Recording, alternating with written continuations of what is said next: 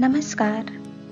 गीतामृत पान की इस पावन संगत में आपका हार्दिक स्वागत और अभिनंदन। हम गीता के 11वें अध्याय का अभ्यास कर रहे हैं। पिछले अंक में हमने विश्वरूप दर्शन का तात्पर्य समझा और मृत्यु की प्रक्रिया को जाना। अर्जुन ने देखा कि भगवान असंख्य हाथों, मुखों सहित ब्रह्मांड को अपने तेज से आपूरित करके विकराल झुलसाते किरणों सहित प्रकट हो रहे हैं और जिस प्रकार पतंगे अपने विनाश के लिए प्रज्वलित अग्नि में कूद पड़ते हैं, उसी प्रकार समस्त लोग पूर्ण वेग से भगवान के मुख में प्रविष्ट हो रहे हैं। ये सब देखकर अर्जुन भयभीत हो गया और उसने प्रश्न किया कि हे प्रभु, कृपा करके मुझे बताइए कि इतने उग्र स्वरूप युक्त आप कौन हैं? तब भगवान ने उत्तर दिया, कालोऽस्मि लोकक्षयकृत् प्रवृद्धो लोकान् समाहर्तुमिह प्रवृत्तः ऋतेऽपि त्वां न भविष्यन्ति सर्वे येव स्थिताः प्रत्यनीकेषु योधाः। कि जिस प्रकार सृष्टिकर्ता के रूप में सृष्टि का पालन करने की मेरी भूमिका है, उसी प्रकार सृष्टि के संहारकर्ता की भूमिका भी मेरी ही है। भगवान ने अर्जुन से स्पष्ट कहा, ऋतेऽपि त्वां न भविष्यन्ति सर्वे, कि याद रखना अर्जुन कि तेरे बिना भी सब कुछ होने वाला है। यहाँ शास्त्री जी ने सुंदर टिप्पणी की है कि गीता जीवन का रहस्य समझा देती है।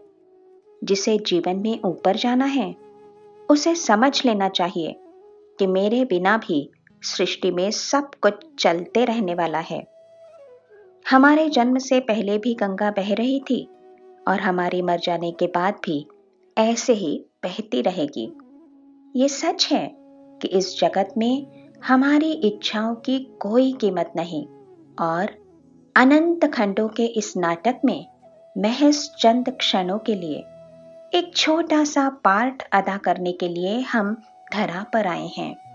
यहाँ आते हुए किसी ने हमसे पूछा नहीं कि तुम्हें कौन से माता पिता चाहिए। मिली वो माता, मिले वो पिता, मिला वो शरीर और मिली उतनी ही बुद्धि। पूछकर यदि बुद्धि मिलती तो सारे ही चिंतक होते। मुद्दा ये कि हमारे मत की इस जगत में कोई कीमत नहीं।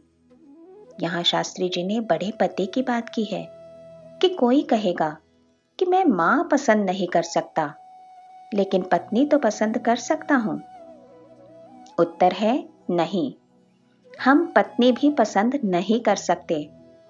ब्रह्मदेव हम सब के पिता हैं, उसके काम में कोई हस्तक्षेप नहीं कर सकता। पत्नी मैंने पसंद की है, ये कोरा भ्रम है। वास्तविकता ये कि संगिनी कौन होगी, ये पहले से तय होता है। यहाँ हमारे हाथ में कुछ नहीं। जैसे मरना हमारे हाथ में नहीं, वैसे ही जीना भी हमारे हाथ में नहीं। फिर भी इस जगत में हमारी आवश्यकता है। ऋतेऽपि त्वां न भविष्यन्ति सर्वे। भगवान ने कहा कि अर्जुन, ये ग्रहित रख के चल कि तेरे बिना भी जगत में सब कुछ होते रहने वाला है। ऐसा कहकर भगवान ने अर्जुन को जीवन का रहस्य समझा दिया, पर इसे ध्यान में रखने की जरूरत हमें है। अर्जुन ने कहा कि भगवान, मेरी इस सृष्टि में कोई जरूरत नहीं है क्या? सबको ऐसा लगेगा। ऐसा जानकर अगले ही श्लोक में भगवान तुरंत कहते हैं, तस्मात् तमुत्तिष्ठ यशो लभस्व जित्वा शत्रून् भुङ्क्ष्व राज्यं समृद्धम् मयि वैति निहताः पूर्वमेव निमित्तमात्रं भव सव्यसाचिन्। कि अर्जुन, मुझे तेरी बहुत आवश्यकता है। इस बात को समझाते हुए शास्त्री जी कहते हैं कि यही समस्त तत्व ज्ञान है। हमारे बिना जगत चलता है, फिर भी हमारी आवश्यकता है और इसलिए ही भगवान ने हमें निर्माण किया है। पहले भगवान ने कहा कि तेरे बिना सब कुछ चलते रहने वाला है, और फिर कहते हैं कि उठ, खड़ा हो, लड़ और यश अर्जित कर। हमें लग सकता है कि मैं उठूं ही क्यों, मुझे तो जगत में कोई भाव नहीं, मेरी कोई कीमत नहीं, मेरे बिना ये सब चलने ही वाला है, फिर मेरी जरूरत ही कहाँ है। इसका उत्तर देते हुए भगवान कहते हैं, निमित्त मात्रम भव सव्यसाचिन, कि अर्जुन तू कर्म के लिए निमित्त मात्र हो। शास्त्री जी इस बात का तात्पर्य बताते हुए कहते हैं कि भगवान हमें ये समझाना चाहते हैं कि जगत में रहते हुए मैं खुद को इतना हल्का भी ना समझूं कि मेरी यहाँ कोई जरूरत नहीं, और मेरे बिना जगत में कुछ चलेगा नहीं, इस भ्रम में अभिमान करके कहीं भी ये आग्रह भी ना करूं कि ऐसा ही होना चाहिए। हर काम में तू बस निमित्त हो, भगवान के हाथ का हथियार बन, बस यही हमारे लिए अच्छा है। मन में प्रश्न उठता है ना कि हथियार बनूं, मतलब मैं कैसा बनूं? शास्त्री जी ने इस प्रश्न का सुंदर विश्लेषण किया है कि भगवान के हथियारों में हमारी नजर सर्वप्रथम भगवान की मुरली पर जाती है, इसलिए हमें लगता है कि मैं भगवान की मुरली बन जाऊं। हे प्रभु, मैं अपना जीवन ऐसा बनाऊंगा कि उसमें से तुम संगीत निकाल सको। यहाँ शास्त्री जी कहते हैं कि यदि ऐसी इच्छा हो कि मुझ में से संगीत निकले, तो इसके लिए मुरली की तरह हमें खाली अहंकार रहित होना पड़ेगा।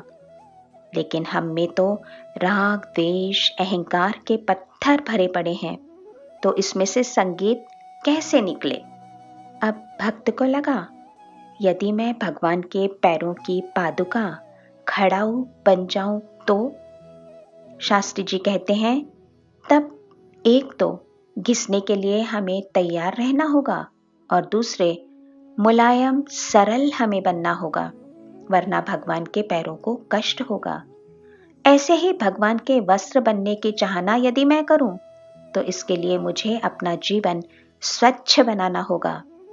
तात्पर्य ये कि भगवान का उपयोगी बनने के लिए मुझे तपस्या करनी होगी, अपने जीवन में धार लानी होगी। भगवान के हाथ का हथियार बनना मतलब अपना संपूर्ण जीवन उनके हाथ में दे देना है। तब वहां इच्छा, मन या कामना कुछ भी नहीं होना चाहिए।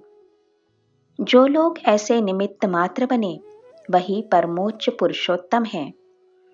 विश्वरूप देखने के बाद अर्जुन ने 2 स्तोत्र गाए हैं। पहला श्लोक 15 से 31 तक है, और दूसरा श्लोक 35 से शुरू होता है। इन 2 स्तोत्रों से इस अध्याय का महत्व बढ़ा है। पहला, अर्जुन को भगवान कौन है ये समझ में आ गया है। दूसरा, भगवान क्या करने वाले हैं ये भी उसने खुली आंखों से देख लिया है। और तीसरे, इस सब में मैं कौन और मेरा स्थान कितना ये भी उसने जान लिया है। इसके बाद वो गदगद होकर जो कुछ बोला वो अपूर्व है।